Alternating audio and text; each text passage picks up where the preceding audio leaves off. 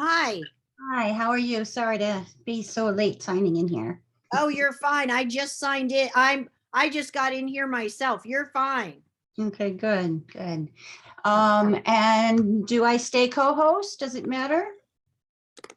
I don't think it matters. I'm sorry. Are you the presenter? Yes, I am. Okay, I'm Cherie Gardner. Hi, It's Cherie. great to have you. And I just want to make sure you are indeed co-host. You are. Okay, great. Yes. Hi, I'm currently the host. This is Hannah. Oh, hi, Hannah. Hi. When I leave, I will make the presenter the host. Okay. But if you don't mind, could you change your name from Presenter Sure. Learning Revolution? Yeah, sweet. Mhm. But if you guys are all good in here, I'm gonna head out. Okay. Thank you, Hannah.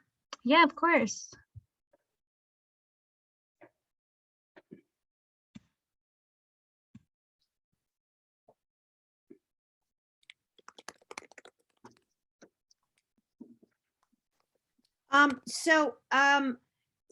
How would you like to handle questions or comments? Like, do you want anything, do you want them during your presentation at the end? Actually, questions can come as opening permits. So if it's kind of like way off base, we can hold it till the end, but I'm happy to talk with people as the questions come up. Okay, great. And please feel free to just tell me if you need anything.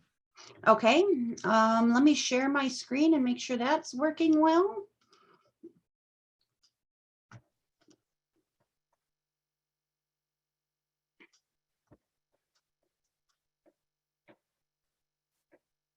And I'm going to try to share it so that I can see people at the same time. Okay. I am seeing your screen. Okay, good. I have to moderate another session like in as soon as yours ends. So I just wanted you to know that. Okay. That's good to know.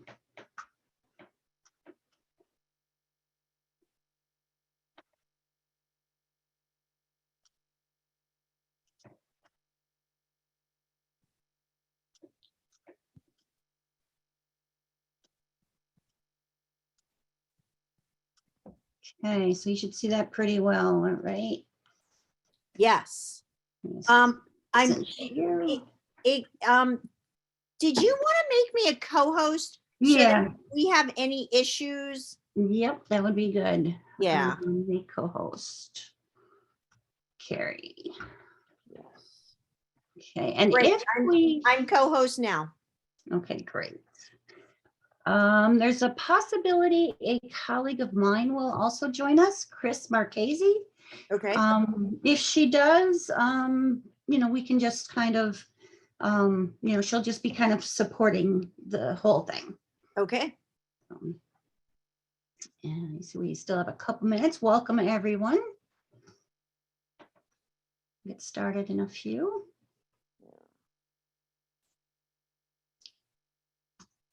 Are you comfortable introducing yourself? Yes. Mm-hmm. Great. Thank you.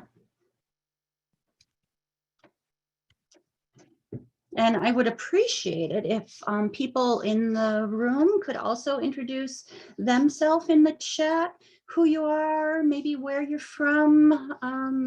Anything else you'd like to share is welcome. I'd love to know who I'm talking with.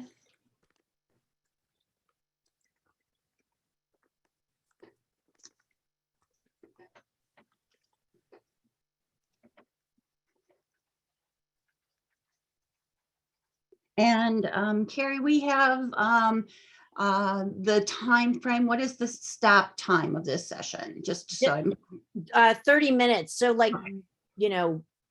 Okay. I think you and I are on the East Coast, so it's 4:30, yes. But yeah. Okay. Great.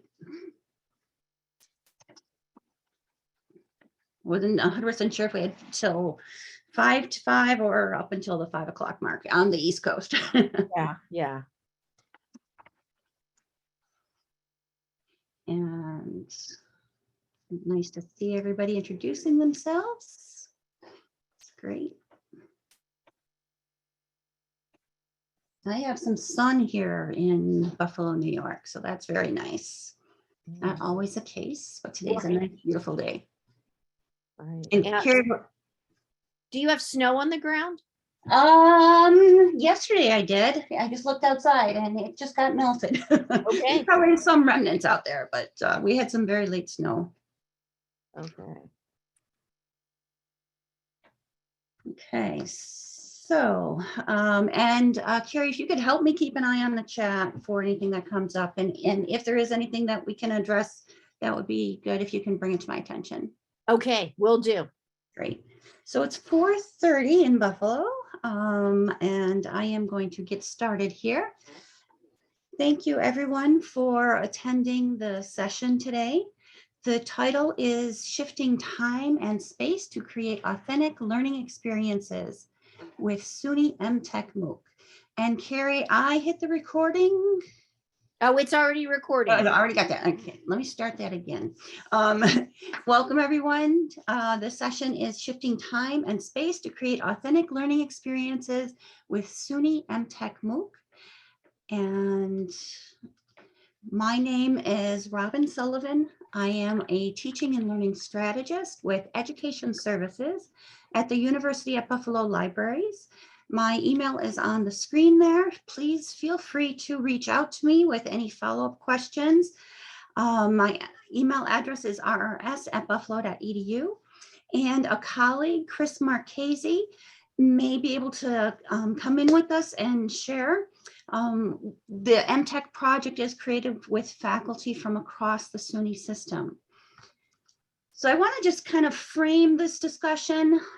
Just want to say that we are all learners in this new frontier. This quote fits pretty well. It says, adults that have access to tech tools are more likely to be lifelong learners. That is correct, that just being part of the technology interested group means that you have to keep pace with technology. So you need to be able to be a learner and find the resources that meet your needs. And that's what MTech is all about. I don't claim to be an expert in the virtual augmented reality realm of things. I am a learner, as with all of you. And hopefully through MTech, we will all get a little bit more familiar and most importantly, a little bit more comfortable exploring and learning about the new tools as they become available. The slides for today are available at this URL. It is a bit.ly URL, so that is bit.ly/mtech-ix- and then today's date 03/29/22. If you want, you can follow along either on the screen or pull up the slides yourself. But more importantly, if you can grab those slides for the resources that are going to be shared. And I will make sure to get this to the conference organizer so that they can make sure the slides are available along with our recording. There's a lot of links in there that we will be sharing. The MTech project that I've referred to has a really long name. It's called the Exploring Emerging Technologies for Lifelong Learning and Success. The URL is much shorter and it's pretty memorable if you remember the State University of New York system, which is SUNY. So it's suny.edu/MTech. That's something, this resource is something that we hope you go back to often. So if you can bookmark that site, it's something that is very useful. There is a video that often I can talk for hours on end just about the MTech project. Today's session, I'm going to try to concentrate on the resources that are part of the MTech site that focus on virtual and augmented reality and the extended reality. So I want to try to condense the introduction of MTech in as small of a chunk as I can. So I'm going to play this 1-minute video and hopefully you can get a gist of what it's all about. Join the EMTech. Do you hear that, Cherie? Explore emerging technologies for lifelong learning and success. MOOC is an acronym that stands for Massive Open Online Course. This learning opportunity will help you develop a growth mindset, enhance critical thinking skills, use technology to communicate, collaborate, express yourself creatively, and keep current in today's world. As you explore and learn, you'll develop an e-portfolio to showcase your skills, experience, and accomplishments. The MOOC is available in Coursera. Learners can earn digital badges and a Coursera certificate of completion. Students, faculty, and staff from any SUNY institution will be able to receive their Coursera certification for free. Enroll today. Visit suny.edu/emtech.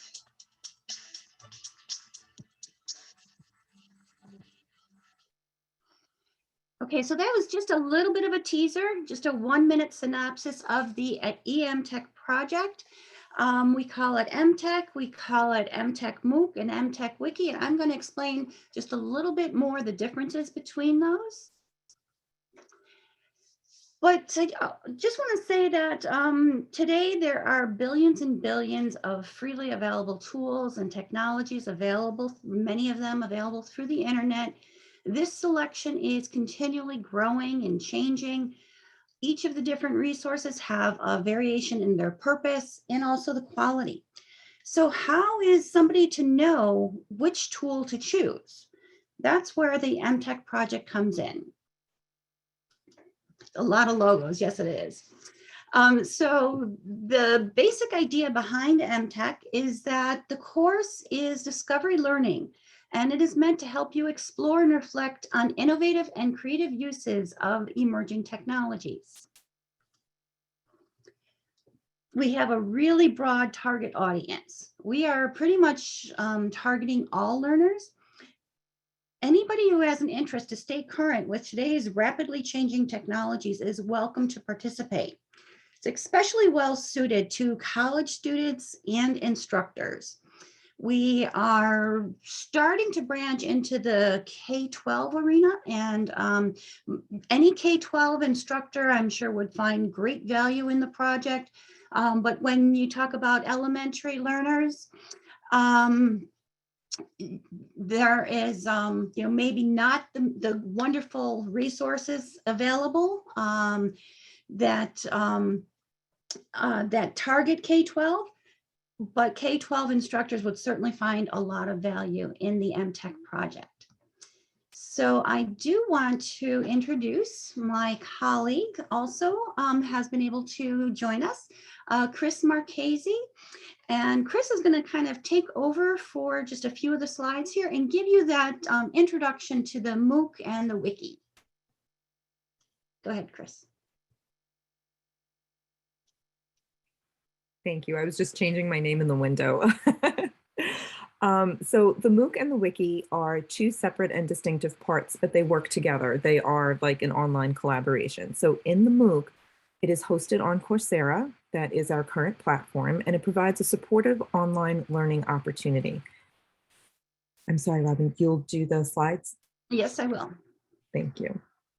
It is broken out into different modules, and there are badges for each module, which we'll talk about more in a moment. It covers lifelong learning. I think we're all here because we're lifelong learners, and the 4 C's of 21st century skills: communication, collaboration, creativity, and critical thinking. Now, the Wiki is the complement to the MOOC. It's where all of the resources are held together. It is a curated set of resources. It's socially curated Wiki, a repository of freely available tools and resources. We use it in the MOOC to complete assignments, but it's an open website, so it's also available as a standalone resource.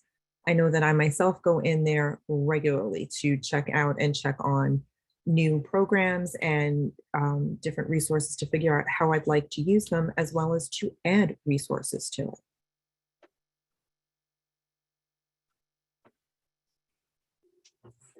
So here you can see it's a quick screenshot of how we can search within the Wiki to see the tools. So think of it as, I still love card catalogs, even though we don't use them, and they are still my frame of reference for how certain things should work. So we have different filters we can apply. We have the collaborate, communicate with others, raise awareness, share information. We're looking at the objectives from within the MOOC. That is our initial framework for being able to filter. And then we have different categories within it. You can see there's gamification, lifelong learning, e-portfolios, which is one of the artifacts you can create from within the MOOC, simulations, social media, and so forth. There is a learning process behind this, a tried and true, it's been tested, and it is definitely valid and reliable and scalable learning process. You read, view, and participate with the course materials as the first step. Then we explore the wiki tools and resources and complete the discovery exercises. We share an artifact in the third step, and we reflect in an e-portfolio. And that reflection part of the learning is really a very important part to really instill the new skill set or enhanced skill set in our participants. And then we can earn the badges. We have used digital badges and a Coursera certificate at the end if you so choose. Okay, thank you, Chris. I do want to mention that the MOOC is available in Coursera, publicly available to everybody in the world. Everybody can complete the entire course without paying any fees. That's pretty unique to the MTech course. Many times in Coursera, you're encouraged to enroll, but then when it comes time to completing the course or accessing the assessments to complete the course, you're asked to pay a small course fee. The way MTech works is you can do the entire course, but if you want that digital badge and the digital certificate at the end, then we do ask for the course fee, but you can still take a screen grab of the screen that says, yay, you've completed the MOOC, if that's what you choose to do. Just wanted to kind of clarify that. But the wiki is kind of what we're going to concentrate a lot of our conversation on in this section, because we want to highlight all of the freely available emerging technologies that are available in the MTech wiki that focus on the augmented virtual realities, extended realities, and 3D printing. So I mentioned that there is a lot of resources in the wiki, and I am going to put the link in the chat again for the slides so that you can also drill down and access the resources that we are going to highlight in this session. So one of the resources I would love to have you visit when you have time. We only have a half hour for this session, so I'm not going to be able to open this up. But this is a really nice infographic that was put out by the historydegree.net that shows the path that augmented and virtual reality has taken to get where it is today. I'm going to frame that a little bit more. And if you try to look back at the very beginning of being able to shift that time and space continuum, the cave paintings in France are probably the very first step when humans tried to take a story and capture that story so that somebody who's not in that same cave at the very same time in the same place, so that they can understand and pass along that message. They drew pictures on the wall of the caves saying, you know, well, around this corner, there's a lot of these animals with big horns and you can go capture them. So that's kind of part of where I see the beginning stages of virtual and augmented reality. People often say that a picture is worth 1,000 words. I can't do the math, but if you figure out how many words augmented and virtual reality are, they got to be worth quite a lot. Probably as many of those logos I shared on one of the earlier slides. Just one more slide in that same kind of thought process. Here's a picture of the Stereoscope Viewers, and you can see them in that history of infographic, that history of virtual and augmented reality infographic. If you look at the Stereoscope Viewer, the one on the right, it looks pretty much like the virtual reality viewers that we have today.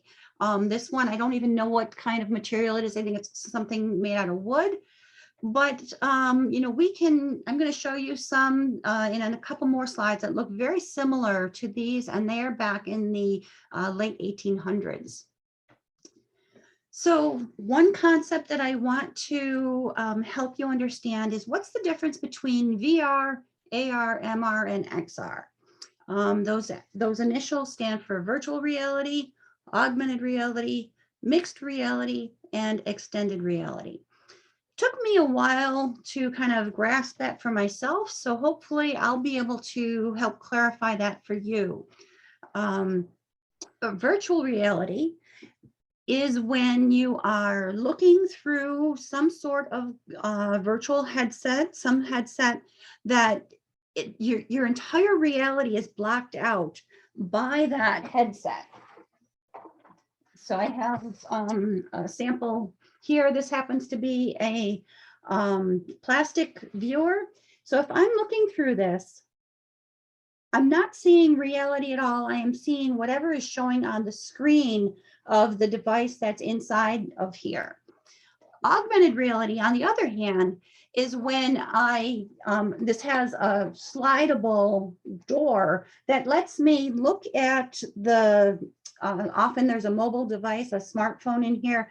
By sliding that door open, I'm able to see through that phone, and I am augmenting the reality. So what I'm looking at is maybe a 3D digital object that's floating in space. So it's my eyes, then the phone looking through this hole in the viewer, looking at that 3D virtual object, and then I'm able to see reality just beyond that, whether it's my table, my wall, the room that I'm looking at. So augmented reality takes the current reality and it adds something to it. It doesn't take us and move us somewhere else like virtual reality. So hopefully that is, yeah, like walking in the moon back in 1969. I can't do that. With virtual reality and augmented reality, I can certainly try. This slide has a really nice continuum, trying to demonstrate that the real environment is my real physical environment. I'm looking at something, it's what really exists. On the far right side of the screen is virtual reality. And that virtual reality takes all of my real environment and kind of blocks it out. And everything that I'm looking at is simulated or fake. The augmented reality is partway through there. So there's kind of a continuum. You can have a part of the real environment with the augmented reality superimposed on top. And then the mixed reality is when you try to mix even controlling that augmented reality. Sometimes if you think of a surgeon might have arms that they can move in the operating table, but yet they're looking at a picture of the liver that they are doing the surgery on. So I hope that those help distinguish the different continuum of augmented and virtual reality.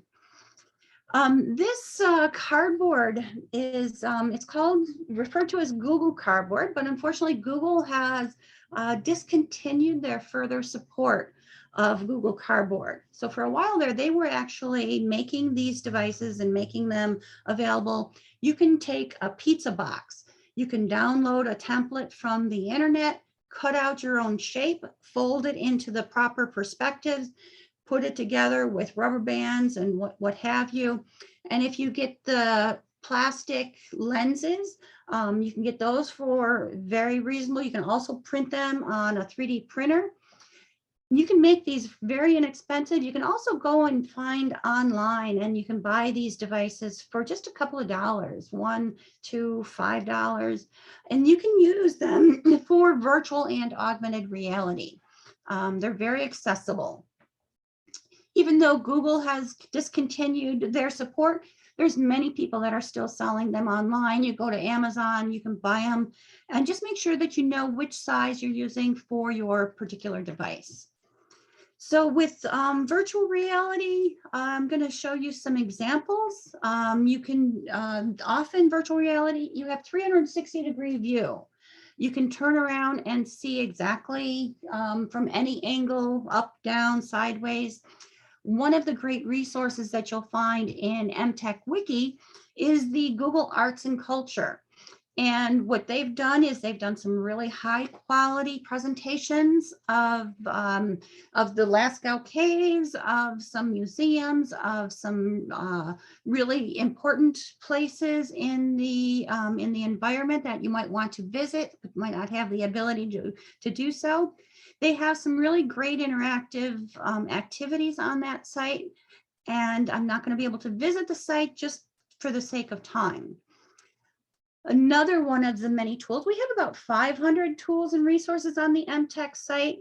And if you just go into the simulation section, it starts to narrow down. You can also, as Chris had mentioned, you can search that wiki by objective to say, what are you trying to do? If you're trying to simulate a space, Orbix 360 is a really nice tool.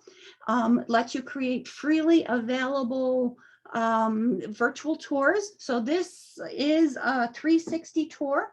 I took this with my smartphone. So this is actually, my office is just a few feet beyond here in the university. And you can take your phone and just point it at the little orange dots that show when you're using the Google Street View app. And you'll end up with a 360 photo that can be published to Google Street View, and it can also be published to Orbix 360. So you can make an interactive tour with hotspots and link the different rooms together. If somebody travels to that blue dot on the screen, they'll go back deeper into the libraries. So augmented reality, I want to share a few resources on that with you. It's a little hard to see, but if you see somebody's holding up an iPad or a tablet and they are looking at this decrepit space that has the walls are falling down, but if they look at it through their mobile device, they can see what it looked like in all its glory. It's another example of augmented reality. The Merge Cube is another augmented reality. And here I have a paper version of the Merge Cube. You can go to that link on the screen through MTech Wiki, print out a piece of paper, cut it, shape it into a cube. And then when you hold that cube in your hand, you can also pile up 3D images. The person there is looking at a replication of a heart. You can build your own images, and there's many that are already pre-designed that you can view. 3D modeling, you can create pretty much almost anything using 3D nowadays. The newer iOS platform has Lidar technology built into it. Lidar is light detection and ranging. And what that does, it allows you to take your, I think it's the iPhone 12, might be the Pro Max, that you can take a picture of a space. It will automatically build the 3D models of that space for you.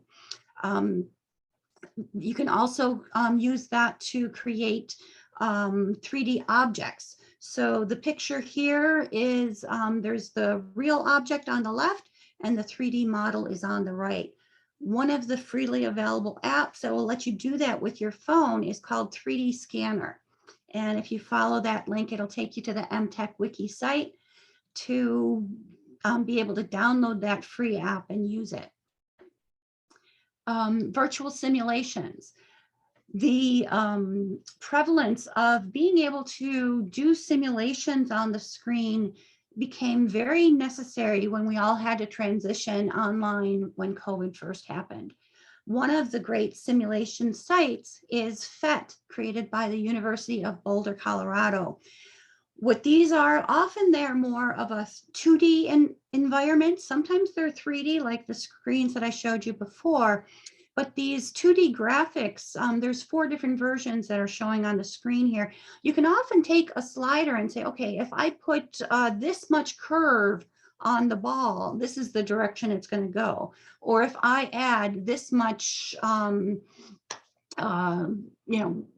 chemicals to the mix, what is going to happen? So a learner can actually control how they see that environment. So is simulation and realism always the best option? No, it's not. If I wanted to learn about the human heart, if I wanted to learn what those parts are, I might not want to look at a real live heart. But if I had a two-dimensional graphic that was labeled and colored and made much more simplified and abstract, that would help me learn what the pieces are and what they needed. If I needed to do a surgery on the heart, maybe starting with a simulated version is useful. But sometimes you have to know, what are you trying to do? So here's the link again to the MTech Wiki site. If you have the slides, you can link directly just to the simulation resources. We hope that you explore the site. Once you explore it, we really would love to have you share it with your colleagues. There are a bunch of links to announcements and flyers that are accessible right from the About menu on the website. I also have a whole resource. Zotero is another great free resource. I've been collecting articles about how augmented reality and virtual reality are being used in libraries. And so, yes, there are many tutorials on the site as well. I did think I spoke fast enough to leave just as a couple minutes for questions. I don't know if I missed any in the chat as we went through, Cherie. I do not think so. Okay, so thank you for your attention. Are there any questions? I'd love to have you unmute and ask your questions. You can put them into the chat. I really do hope we get people to visit our site. And we have also under the About menu a call for partners. So we would love to have partners join us to help us do more research about the effectiveness of this project, to help us write grants, and to help us extend the reach even further. So I don't see any hands up. Well, here's a question. Do we partner with other universities? Right before this call, I was conversing with Arizona State University, and we are hoping to develop a cross partnership in the Coursera system. There has been examples of different universities partnering together, and I would love to talk with you. I will also put my email directly into the chat. Please reach out, and we would love to talk about any ways to partner. Did you have any thoughts, Sharisa, about and what university are you from? Hi, yeah. So I work with the library at Arizona State. Oh, wow. Yeah, and so this was great, and I will definitely keep you guys in mind. I'm an instructional designer with the library here, and I just started with them. So just looking for opportunities to connect with others on what the libraries are doing across the U.S. Are you familiar with the Shaping EDU group through ASU? Yes, I am. Stephanie, I'll probably mess up her last name, Piroetti, is the director there. Reach out to her and mention that you were here, and I actually had to leave a meeting with her to come here. And I'm sure we would love to add you to the discussions that we're having. That would be really great. Great, thank you. Thank you. So we are at 2 minutes to 5. I know Cherie has to run to another session. I want to just thank everybody. Thank you, Chris, for joining us on this session and helping us keep the chat informed as we're going through. Hope to see you in the community. That's where a lot of the good stuff happens. People are sharing, creating in a portfolio, creating artifacts, using these tools. And even if you just use the wiki, send me a note, say hi, and we'd love to have you included. So thank you.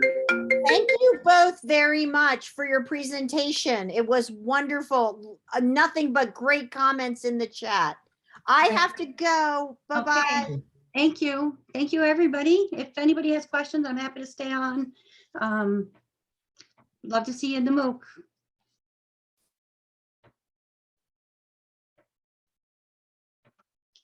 Thanks, Chris. You're welcome. I apologize. I was having a little trouble getting in.